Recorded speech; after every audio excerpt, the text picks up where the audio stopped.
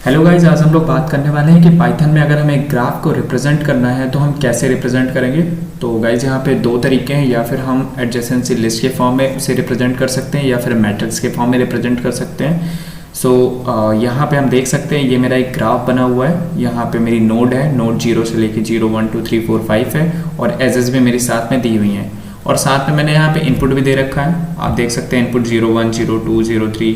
Input मेरी क्या है? इनपुट मेरी है यहाँ पे एजेस और n इज इक्वल टू 6 का यहाँ मतलब है नंबर ऑफ जो मेरे पास नोट है वो मेरे पास 6 हैं, यानी 0 से लेके 5 तक। तो हम लोग अब इस ग्राफ को बेसिकली मैट्रिक्स के फॉर्म में रिप्रेजेंट करने वाले हैं। तो हमें सबसे पहले चाहिए इनपुट, तो हमने यहाँ पे ले लिया है इनपुट। ओके, सो इनपुट लेने के बाद हमें क्या चाहिए? हमें चाहिए एक मैट्रिक्स और हमें उसे रिप्रेजेंट करना है मैट्रिक्स के फॉर्म में जिसमें नंबर ऑफ नोड्स मेरी 6 होने वाली है। तो सबसे पहले एक लूप चलाता हूँ जो फॉर आई इन रेंज 6 तक चलेगा, जो मेरी क्या करेगा 6 बार चलेगा।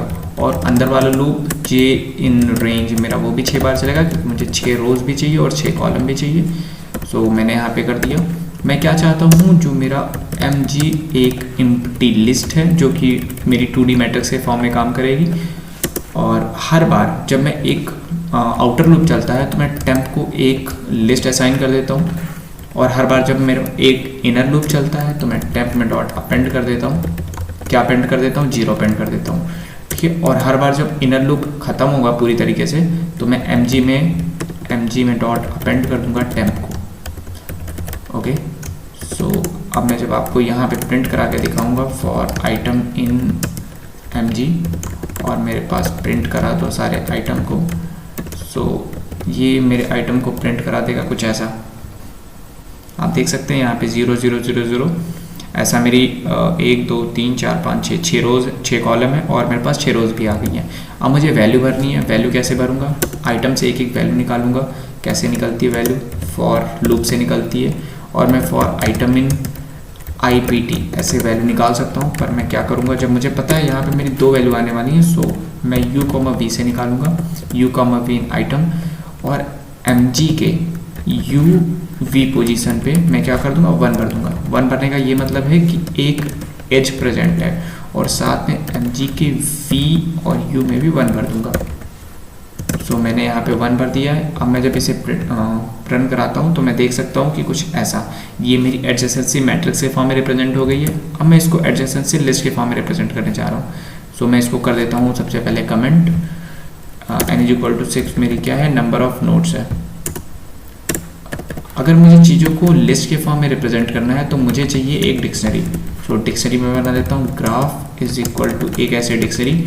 अब देखिए हमारे पास n इज इक्वल टू 6 है, यानी 6 मेरे नंबर ऑफ नोड्स होने वाले हैं। तो मैं एक फॉर लूप चलाऊंगा फॉर आई इन रेंज 6 तक और हर बार मैं एक की बना दूंगा, ग्राफ की एक की जनरेट कर दूंगा कि ग्राफ ऑफ आई, और मैं इस पर एक एम्प्टी लिस्ट रख दूंगा। मैं प्रिंट कराता हूँ कि फॉर की कॉमा वैल्यू इन इन्यूमरेट, या फिर मैं ऐसा करा देता हूँ for item in graph dot items और प्रिंट करा दो आइटम को।